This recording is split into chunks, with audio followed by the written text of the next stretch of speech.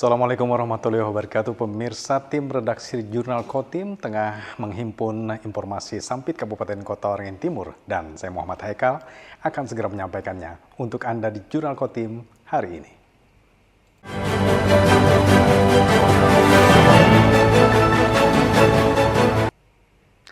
Pemirsa, dari 255 formasi calon pegawai negeri sipil di Kabupaten Kota Waringin Timur, terdapat 25 diantaranya yang kosong. Kekosongan formasi selain dikarenakan tidak ada pelamar, ada juga pelamar yang tidak lolos dalam tahap seleksi administrasi. Pada tahun 2024 ini, pemerintah Kota Waringin Timur membuka rekrumen CPNS dengan jumlah 255 formasi. 50 formasi tenaga kesehatan dan 205 tenaga teknis. Saat ini tahapan tes seleksi kompetensi dasar atau SKD sudah berjalan, dimulai sejak tanggal 6 hingga 14 November, namun sejak tahap awal dibukanya pendaftaran, sudah ada sebanyak 25 formasi yang kosong. Kekosongan formasi salah satunya disebabkan karena tidak adanya pelamar, namun ada juga yang diakibatkan pelamar gagal atau tidak lolos pada seleksi tahap awal yaitu seleksi administrasi. Kosongnya formasi terdiri dari 18 formasi tenaga kesehatan yang sebagian besar merupakan jabatan dokter. Sedangkan untuk formasi tenaga teknis ada 7 formasi kosong yang umumnya berada pada jabatan pamong pemerintahan di kecamatan. Tenaga teknis ini khususnya yang formasi jabatan pamong pemerintahan di kecamatan dengan kualifikasi satu pemerintahan, dan nakes itu yang nihil pelamar tadi umumnya dokter, yaitu terdiri dari dokter spesialis, kemudian dokter umum dan dokter gigi. Mungkin karena kualifikasinya tadi itu agak spesifik, jadi para peserta ini mungkin yang memiliki kualifikasi yang disyaratkan tadi terbatas jumlahnya, sehingga masih banyak formasi yang nihil pelamar tadi. Untuk memenuhi kebutuhan pegawai akibat tidak terisinya formasi CPNS, pemerintah Kota Waringin Timur akan menjadikan formasi itu sebagai prioritas untuk kembali diusulkan pada rekrumen CPNS berikutnya. Mashud Badarudin, Hayat TV. Peristiwa kebakaran melanda sebuah gudang yang juga digunakan sebagai sarang burung walet di Sampit, Kabupaten Kota Waringin Timur. Kebakaran Kamis malam lalu diduga disebabkan akibat sambaran petir yang memicu munculnya api di dalam bangunan. Dalam menangani kebakaran di Jalan MT Haryono Barat ini, petugas pemadam kebakaran dan penyelamatan setempat mengerahkan 3 unit mobil damkar. Dibantu para relawan, petugas berjibaku memadamkan api. Proses pemadaman yang berlangsung sekitar 1 jam lebih ini sempat mengalami kendala akibat pintu gudang yang tidak bisa dibuka. Petugas terpaksa membobol pintu besi untuk bisa mengakses bagian dalam dan memadamkan api yang sudah membesar. Peristiwa kebakaran di tengah guyuran hujan deras ini diduga terjadi karena sambaran petir. Terdapat warga yang melihat kilatan petir, kemudian disusul munculnya asap dari dalam gudang sebelum akhirnya api membesar. Meski bagian luar gedung berkonstruksi permanen terlihat masih utuh, namun kerusakan di bagian dalam bangunan mencapai sekitar 20%. Ya, ini karena ini beton ya dan lumayan tebal. Jadi api itu asal api tadi dari petir ya. Ada sambaran petir. Diperkirakan karena beberapa saksi mengatakan ketika ada petir kemudian ada asap ya. Kemudian timbul api, nyala api ya. Di dalam ada kerusakan sekitar 20% lah. Nah, di dalam itu isinya apa? Itu gudang, jadi menyimpan berkas dan alat-alat mobil, kemudian sarang walet. Jadi gudang merangkap sarang walet. Selain untuk menyimpan peralatan kendaraan alat berat serta berkas-berkas penting, gudang ini juga difungsikan sebagai tempat sarang burung walet. Tidak ada korban jiwa dalam kebakaran tersebut, namun peristiwa ini menjadi peringatan akan bahaya dalam cuaca ekstrim, terutama saat musim hujan dengan potensi petir yang tinggi.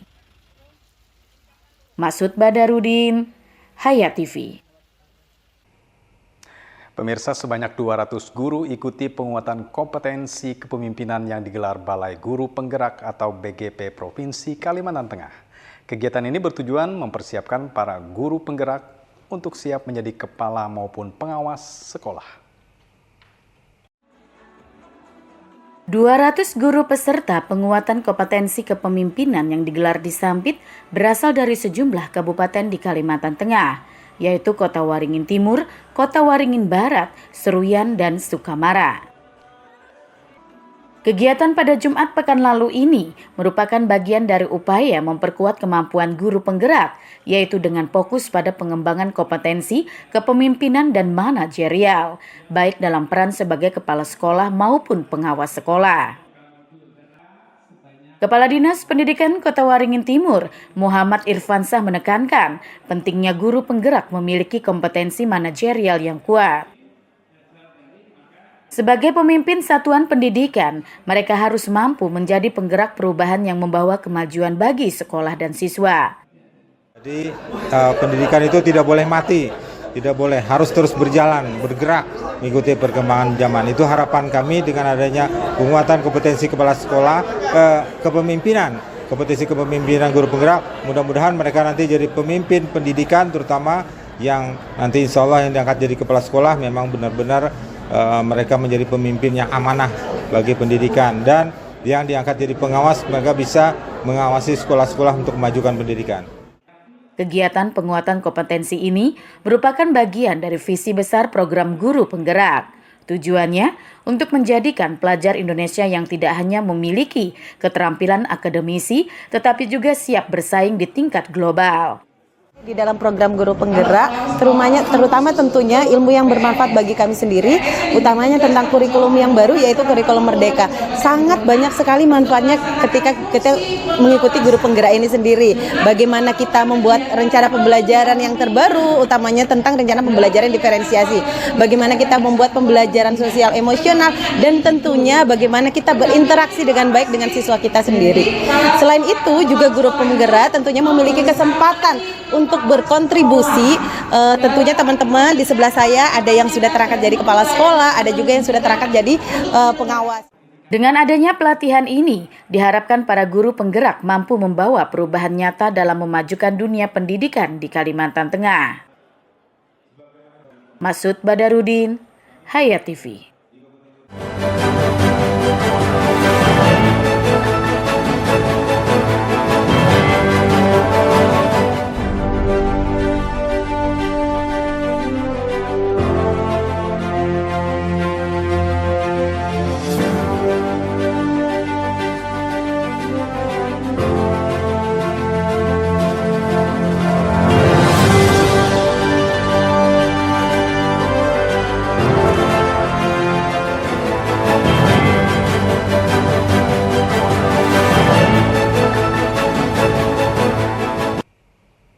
Tes seleksi kompetensi dasar calon pegawai negeri sipil di Kabupaten Kota Waringin Timur berjalan lancar.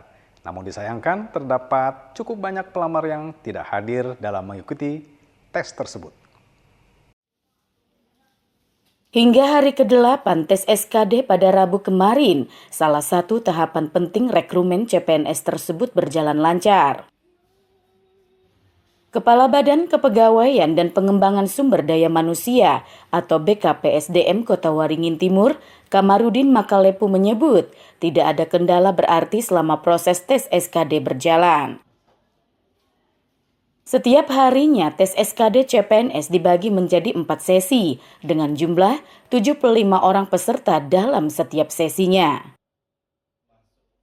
Namun cukup disayangkan, ada saja peserta tidak hadir dalam setiap sesi tes tersebut.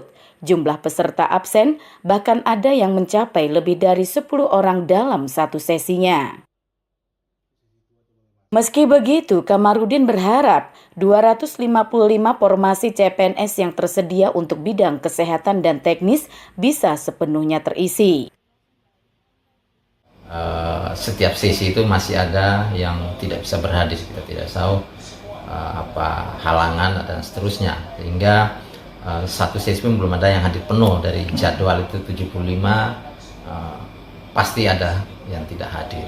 Ada yang lebih 10 orang malah. Ini tadi ini 11 orang kalau nggak salah di sesi kedua ini apa ya pagi tadi ini. Nah, ada yang kadang 2 orang, ada yang 4 dan seterusnya. Kami berharap tentunya semua formasi bisa terisi karena ini kan ada passing grade, sehingga walaupun pelamarnya umpamanya di satu formasi itu cuma 1 orang, bisa jadi tetap tidak terisi kalau yang 1 orang tadi tidak memenuhi passing grade. Peserta yang berhasil lolos SKD dengan nilai melampaui ambang batas kelulusan dapat mengikuti tahapan seleksi selanjutnya, yaitu seleksi kompetensi bidang. Yang pertama tuh karena kebetulan momen ini pas banget sama setelah kelulusan saya, dan saya fresh graduate di tahun ini. Dan pas banget dibuka karena ada dorongan juga dari orang tua dan keluarga sekitar untuk mencoba di CPNS tahun ini. Yang pertama tuh tentunya bagi seorang fresh graduate, pekerjaan dulu yang lebih utama, jenjang karir juga bisa dilihat untuk CPNS. Cuma untuk bonus yang seperti kakak katakan tadi, untuk jaminan dan lain-lain, masa tua misalnya, dan jaminan untuk pendidikan keluarga nantinya, itu menurut saya bonus, Kak. Rekrumen CPNS dilaksanakan untuk memenuhi kebutuhan pegawai di lingkup pemerintah Kota Waringin Timur. Melalui seleksi ini, diharapkan formasi yang tersedia dapat diisi oleh para calon pegawai yang kompeten. Masud Badarudin, Hayat TV. Dari Kota Waringin Barat diinformasikan kemacetan lalu lintas kembali terjadi di ruas Jalan Kumai, Pangkalan Bun. Hal tersebut terjadi karena salah satu truk Fuso yang mengangkut sembako dari Pelabuhan Panglima Utar mengalami insiden pecah ban.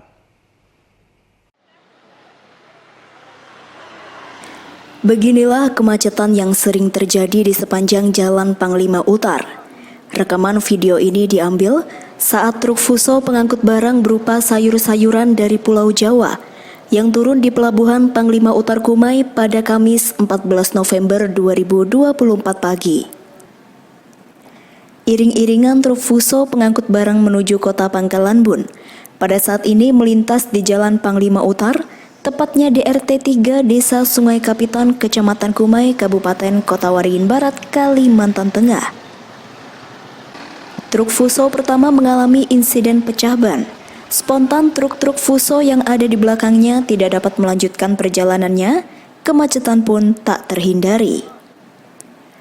Untuk menghindari kemacetan yang berkepanjangan, para pengguna jalan lainnya terutama yang menggunakan roda 4, mengambil jalur satu arah secara bergantian. Salah satu warga Desa Sungai Kapitan, Haryanto, berpendapat, agar tidak terjadi kemacetan seperti ini harus ada perhatian khusus dari pemerintah, yaitu berupa pelebaran jalan, terutama di sepanjang Jalan Panglima Utar. Lebih-lebih kejadian serupa seperti ini sering terjadi dan rawan kecelakaan. Iya, pasti mengganggu. Aturan memang harus ada pelebaran. Ini kan seperti yang sudah di Kumai itu kan ada pelebaran jalan. Sehingga kalau ada kerusakan di jalan, Fuso yang sering terjadi, khusus di wilayah Kapitan dari arah Jalan Panglima Utar ya, ini sangat mengganggu kendaraan yang lain. Mudah-mudahan nanti pemerintah daerah memikirkan sehingga untuk menyelamatkan masyarakat dan untuk keamanan.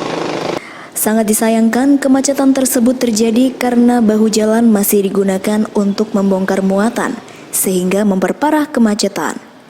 Padahal pemerintah Kabupaten Kota Waringin Barat telah menyediakan terminal bongkar muat di wilayah Desa Pasir Panjang, Kecamatan Arut Selatan.